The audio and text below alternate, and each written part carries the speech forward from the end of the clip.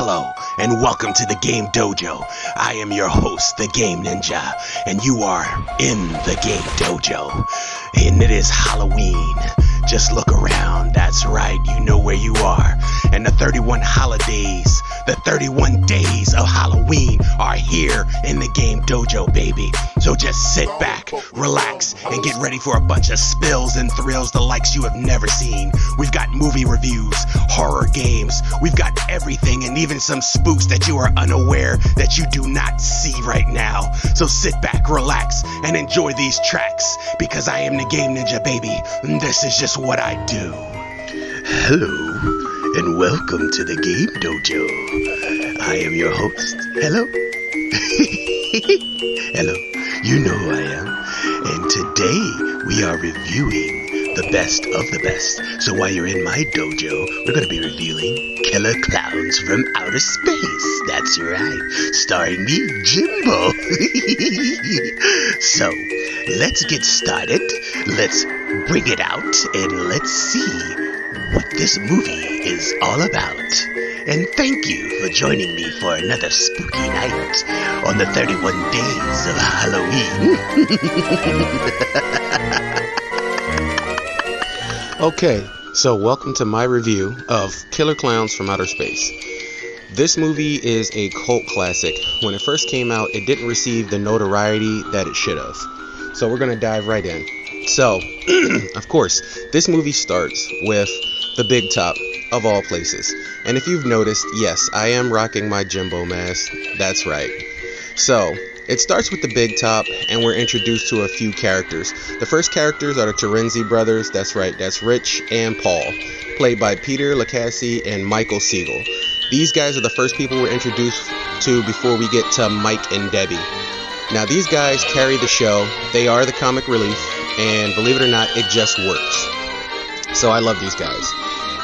They play parts in the movie, including a scene with two female clowns, which is a little bit racy, but I thought it was actually really on point. So, and this is also where we're introduced to Mike and Debbie at the top of the world, and Farmer Ted, who sees a comet go by, which he thinks is Halley's Comet, and he takes his dog Pooh Bear out there to see what's going on. Of course, he's the first person, and Pooh Bear is the first casualty of the Killer Klowns from Outer Space. And as he is roasted for the first time, we don't really get the first kill here, even though we know it happens. But this is where we're introduced to Jimbo. That's right, yours truly. I love Jumbo because he's just one of the best clowns there.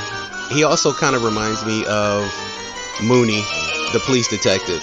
Now, as the movie goes on, we're introduced to Dave, which is another one of the main characters. Dave is seen as the charismatic non-believer of what's going on in the town. And then we're also introduced to Mooney, played by John Vernon.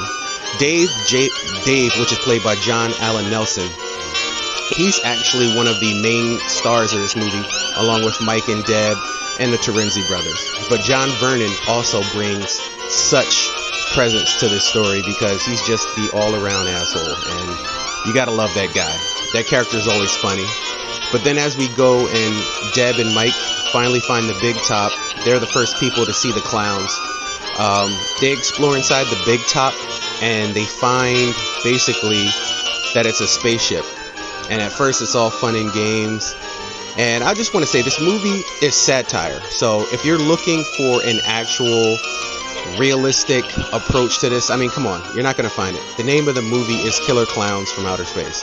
So you know what you're getting when you jump into this. And for what it was, this is absolutely amazing. I love the whole spaceship being a clown tent thing.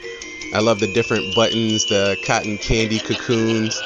I also love like the little sounds when the little clown laughs when you press different buttons. I love the popcorn that creates other little clown heads. There's just so much. I kind of wish this movie made a part 2, but it never did. And as you get a look now, for the first time, you see the cotton candy cocoons that they actually, it's kind of hard to explain, but they just shoot you with a gun and it turns you into cotton candy, and they sort of just hang you until you liquefy, and then they stick a straw in you and basically suck the blood out. So that's pretty nasty and pretty rad at the same time. Also, they're pretty much unkillable unless you pop their nose. The nose is the main thing.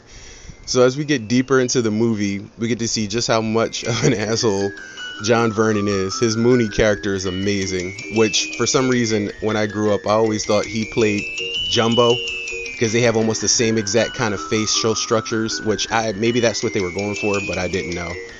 So after Mike and Deb basically explain everything to them, the clowns make their way into the town and start to cause carnage everywhere. And I love the different types of clowns that they used. Basically, they're aliens that look like clowns. This is never really truly explained, but it's awesome. Like I said, I love originality, and this is one of the most original movies you'll come across. So, as Mike and Debbie basically try to bring people into... Oh, this is my favorite part right here. This is one of my favorite parts with Jumbo. The Big Top Burger part, where Jumbo calls her outside, is just so creepy. It's classically creepy.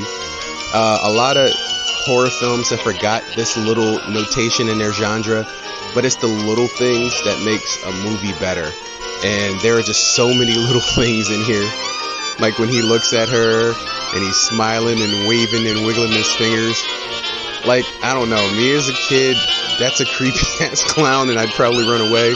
But for some reason, she finds it appealing. And Jumbo is just absolutely amazing, because basically what he wanted was for her to come outside so he could whack her in the head with a gigantic mallet, which is absurdly funny.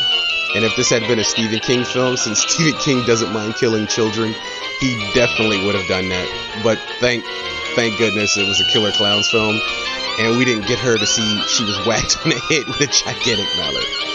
But like I said, this movie is filled of all these tiny little moments that really make Killer Klowns from Outer Space what it is.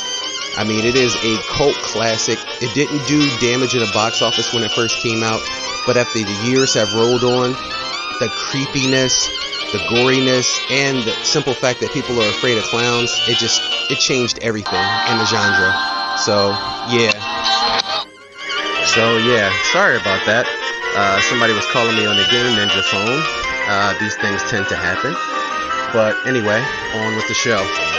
So, as we're going forward into the movie, more opens up about the clowns, some of their existence, and just what they're capable of. One of the biggest character deaths, like I said, is Mooney versus Jumbo, which is what you're looking at right now. And if you notice, there's a lot of similarities between their faces, facial features, wicked smiles, and even height. So, growing up, I always thought that John Vernon, who's playing Mooney in this scene, was the clown. But I don't know if that's true or not. I kind of hope it does. But like I said, Jumbo was always my favorite.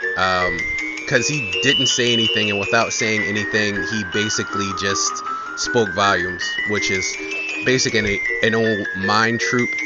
So mimes really don't say anything, they just use their actions to tell a story. And it's funny because he doesn't say a word, he just laughs, but yet and still he's one of the most iconic characters, for me at least, in this movie. And this is one of the funny scenes. I'm not going to do too many spoilers because I do want you to check this movie out for yourself. But I will say this is a funny scene. And how Vernon dies is a funny scene. And as we push forward into the movie, you get to see like the popcorn things that grow from the popcorn. Like I said, these little clown creatures, which there's just so much lore in this movie that they really need to explain. I kind of wish they made a sequel and explained their home planet and why these aliens look like clowns. Maybe they came to Earth a while ago and they saw a big top and they just modeled everything after it. I just wish there was a story beyond it. But other than that, this is the climax of the movie when they're in the ship and they're trying to save as many people as they can, because they took Debbie, and Debbie was one of the first people they had to save. This is also exposes the clowns' menacing behavior of drinking people and liquefying people. This is also the first time you see Clownzilla, which is the ginormous clown that's like a beast and monster. So he's like the boss, the head of all of the alien clowns. And like I said, they just kept adding different layers upon layers in this movie, and it made it amazing. So I actually say I give this movie 4 ninja stars out of 5 on a Game Ninja scale of awesomeness, because this movie is just, to me, it's amazing, and it's a marvel, and it still holds up better than some of the movies that are made today, both special effects and storyline. So that's my take on the Killer Klowns of Outer Space. I would recommend this, and you definitely need to go out and see this for yourself. Thank you for tuning in. So, what did we think of that lovely movie, Killer Klowns from Outer Space? I absolutely loved it.